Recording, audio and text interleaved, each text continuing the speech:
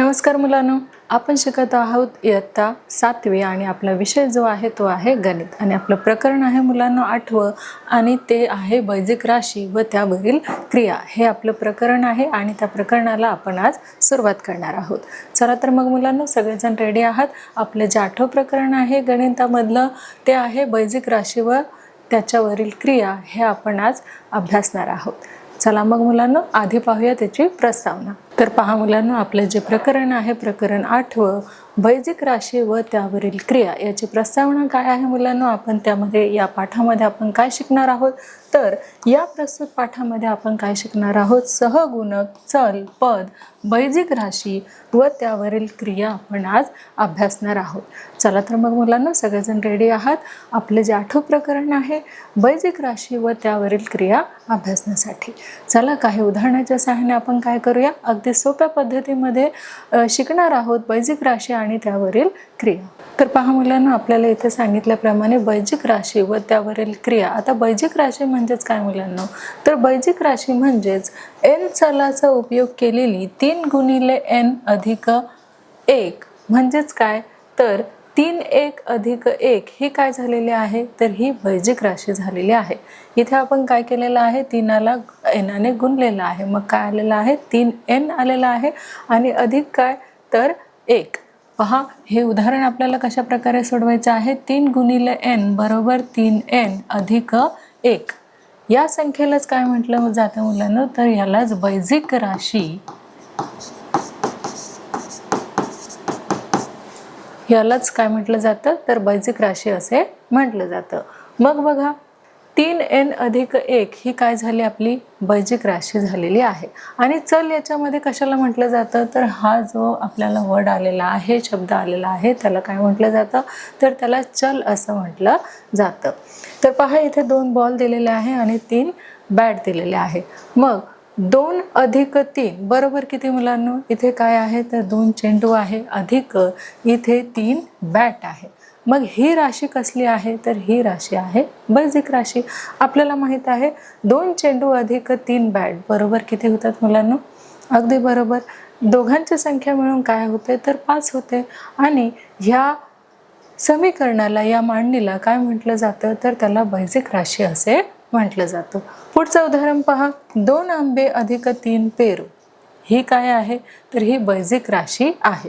हे जे आपल्याला इथे चित्र दिलेलं आहे तिथे काय आहे, ते 2 आंबे आहेत आणि 3 पेरू आहे, यालाच काय म्हटलं जातं, तर यालाच बेसिक राशी असे म्हटलं जातं। पुढचं उदाहरण बघूया आपण, x अधिक x अधिक y अधिक y अधिक y। मग इथे किती आलेले आहेत x, पहा 1 2 2 काय आलेले आहेत, तर 2 x आलेले आहे, अधिक 3 किती आलेले y किती आलेले आहे, तर पहा 1 2 3 3 किती आलेले आहेत, तर 3 y आहे आणि 2 x आहे। म्हणून 2x अधिक 3y हे देखील काय आलेले आहे, तर ही आपली बेसिक राशी आहे। बघा इथे आपण काय काउंट केलेलं आहे की x अधिक x बरोबर किती झाले, 2x झाले।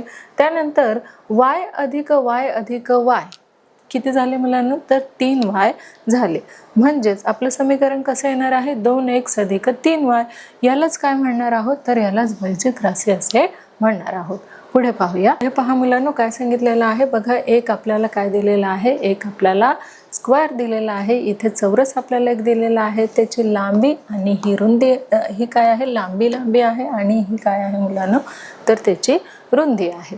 मग बघा आयताची जी परिमिती आहे ती काय आहे, आयताची परिमिती बरोबर 2l, बघा किती आहे 2 बाजू आहे, त्यामुळे किती झालेले आहेत, तर 1 आणि 2 2 काय आहे लांबी आहे, 2l अधिक काय आहे 2 बाजू आहेत, बघा 2 रुंदी आहेत, 2 1 आणि 2 2 काय आहे तर b आहे। म्हणून 2l अधिक 2b हे काय झालेलं आहे पहा मुलांनो, बरोबर 2 2 काय आहेत, तर दोन्हीही लांबी आहे आणि बाजू देखील 2 आहे।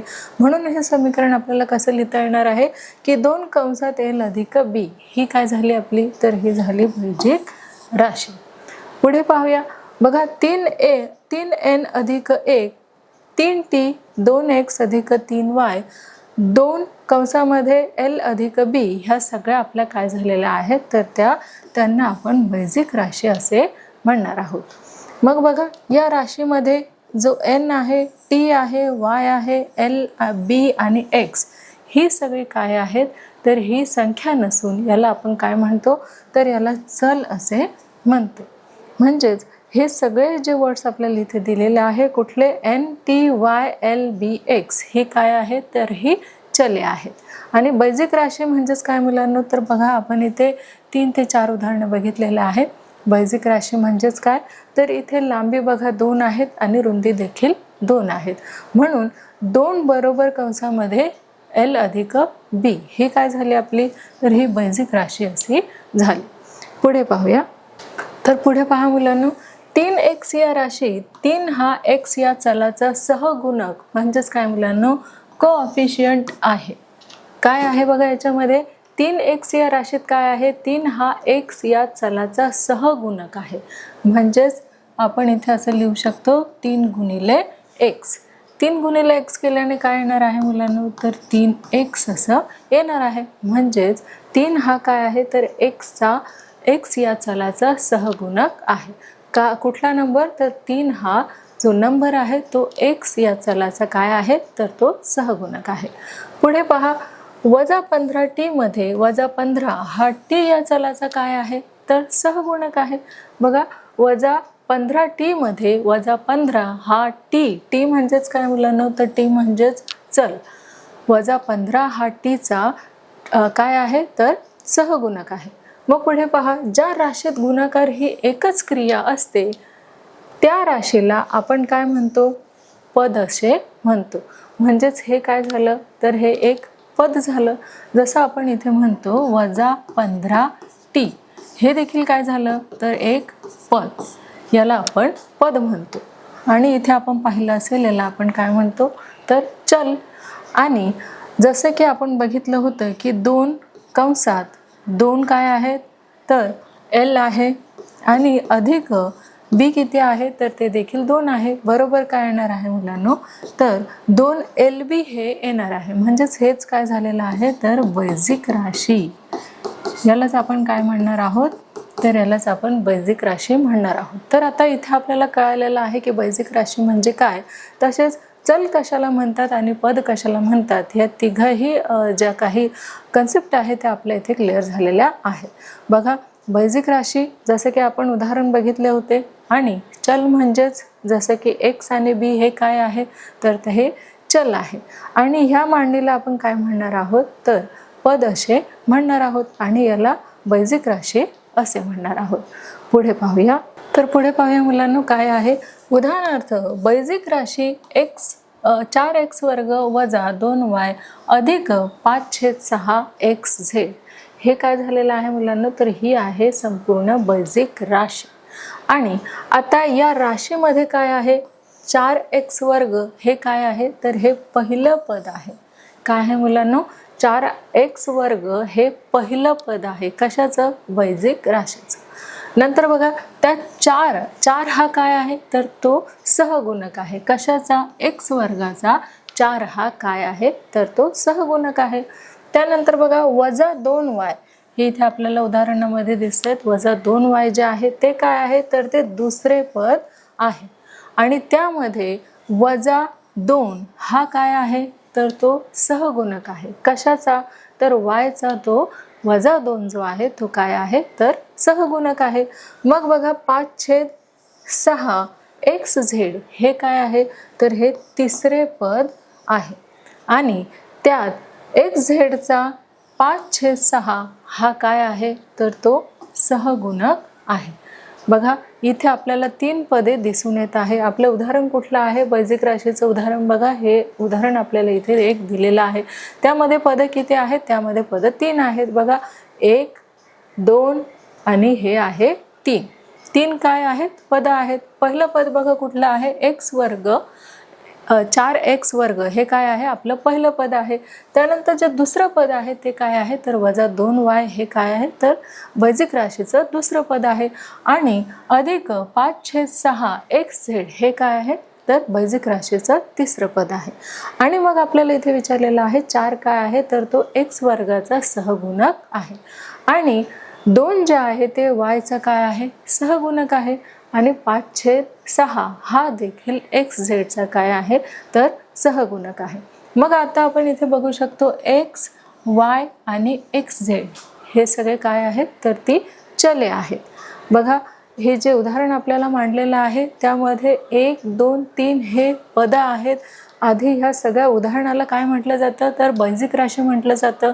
आणि त्याच्यामध्ये किती पदं आहेत, तर 3 पदं आहेत. आणि आपण बघितलं चल कशाला म्हणतात, तर x, y, x आणि z याला काय म्हणतात, चल असे म्हणतात. काही उदाहरणे दिलेली आहेत ती पुढे आपण पाहूया. पहा मुलांनो, इथे एक बैजिक राशीचं काय दिलेलं आहे, तर इथे बैजिक राशीचा एक तक्ता दिलेला आहे, एक सारणी दिलेली आहे. आणि त्या सारणीवरून आपल्याला काय समजणार आहे, तर पद समजणार आहे, सहगुणक आणि चले याची माहिती आपल्याला या सारणीद्वारे, या तक्त्याद्वारे समजणार आहे. बैजिक राशी याचं जे काही स्वरूप आहे आपल्याला ते ह्या तक्त्यावरून समजून येणार आहे. तर पहा मुलांनो, याच्यामध्ये पद काय आहे, तर पद आहे 11 mn. आणि याचं सहगुणक काय आहे आपल्याला माहितीच आहे, काय आहे, तर 11 आहे. म्हणून बघा सहगुणक काय आहे, तर 11 आहे. आणि मग चल कुठले असणार आहे, तर चले mn, m आणि n. पहा m आणि n हे काय असणार आहे, तर या राशीचे, या बैजिक राशीचे चले असणार आहेत. मग पुढे बघा इथे काय आहे, -9 x वर्ग y चा घन. हे काय आहे, तर हे एक पद आहे. आणि या पदाचा सहगुणक काय आहे, तर -9 हा या पदाचा सहगुणक आहे. आणि मग या चले काय आहेत, तर x आणि y.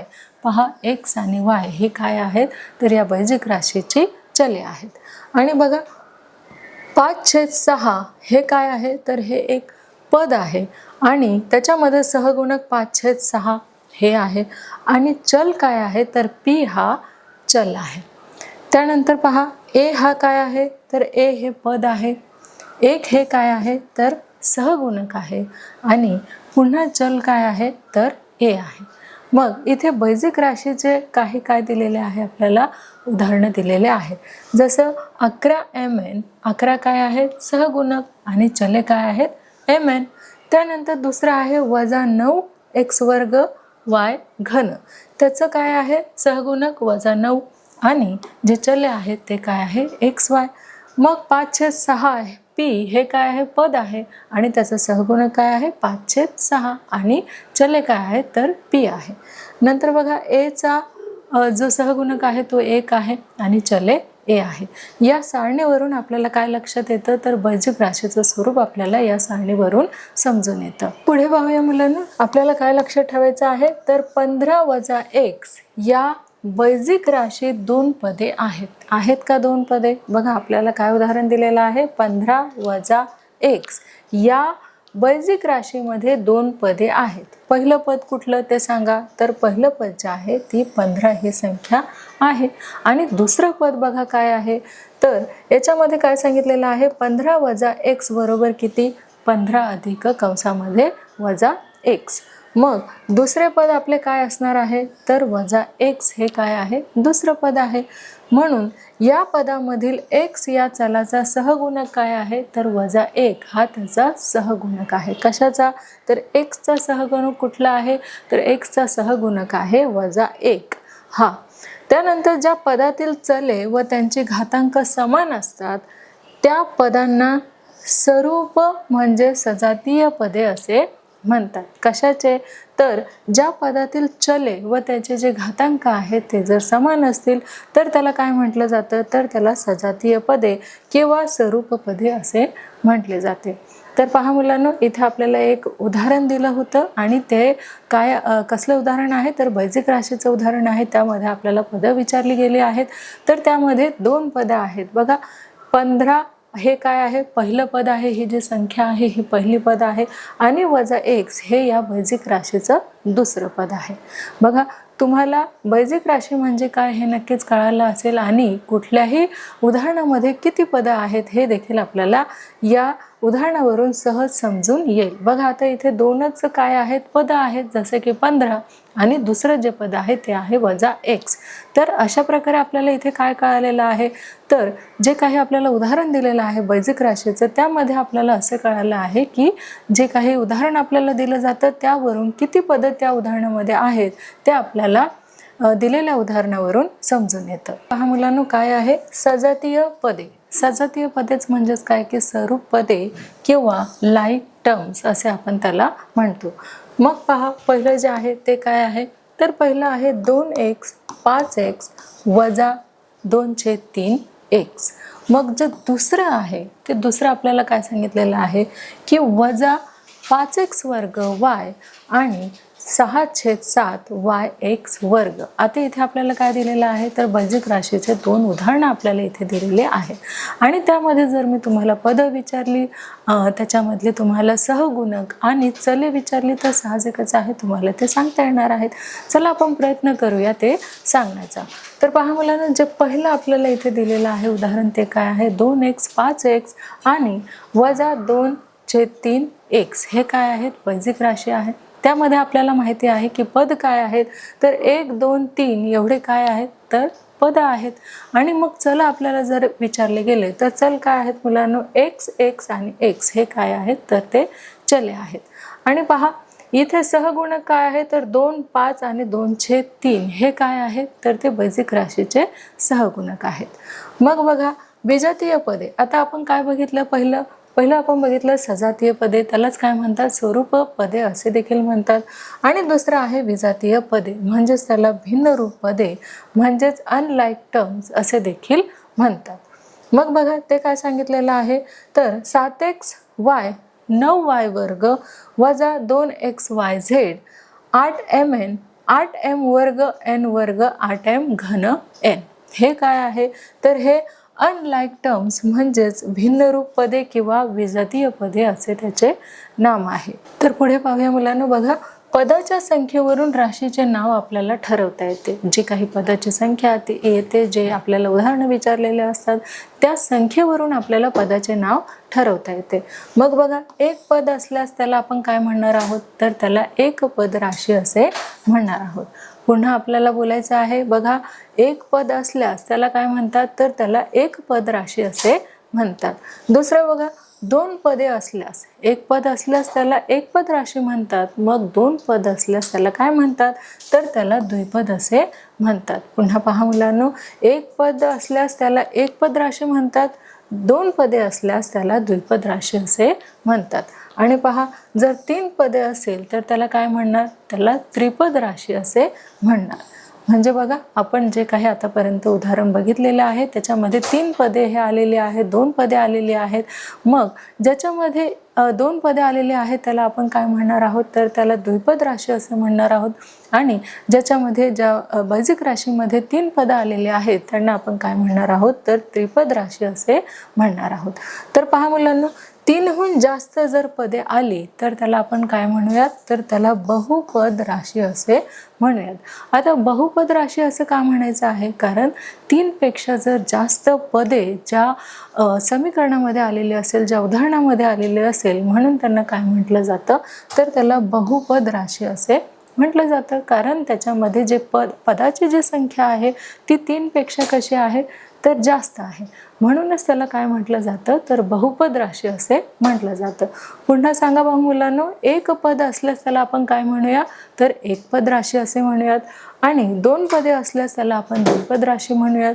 तीन पदे असल्यास त्याला आपण त्रिपद राशी असे म्हणायचं। आणि ज्यामध्ये तीनापेक्षा जास्त पद असेल त्याला आपण काय म्हणतो, तर त्याला आपण म्हणतो बहुपद राशी। आता नक्कीच तुम्हाला एक पद राशी, द्विपद राशी, त्रिपद राशी आणि बहुपद राशी म्हणजे काय हे कळालेलं असेल।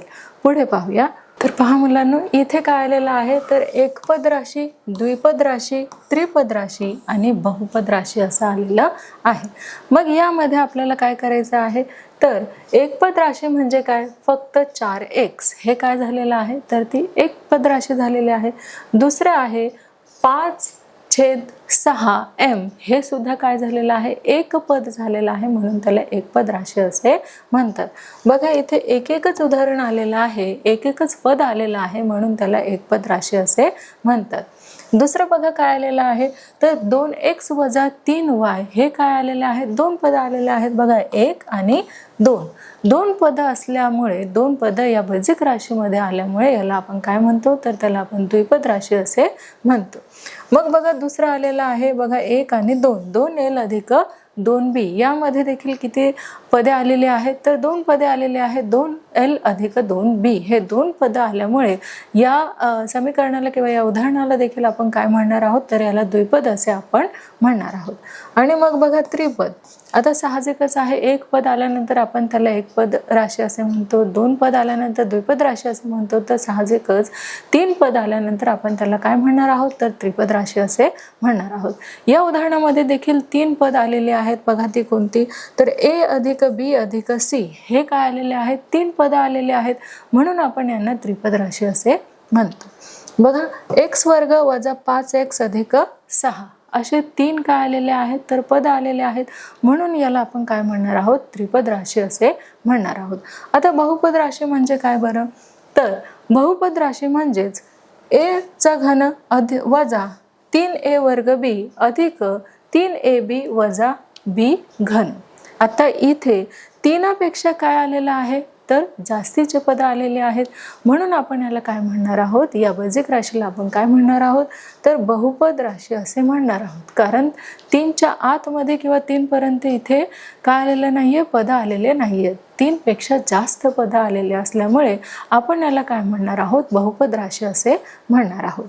दुसरं बघा, 4x चा जो घातांक आहे तो किती आहे, तर 4 आहे, वजा 7x वर्ग अधिक 9 वजा 5x चा घन वजा 16x. इथे देखील 3 पद आलेले आहेत का, तर नाही. जर 3 पद आलेले असते तर आपण त्रिपद राशी असं म्हटलं असतं, पण इथे 3 पेक्षा जास्त पदे आलेली आहेत, म्हणून आपण यांना काय म्हणणार आहोत, तर याला आपण बहुपद राशी असे म्हणणार आहोत.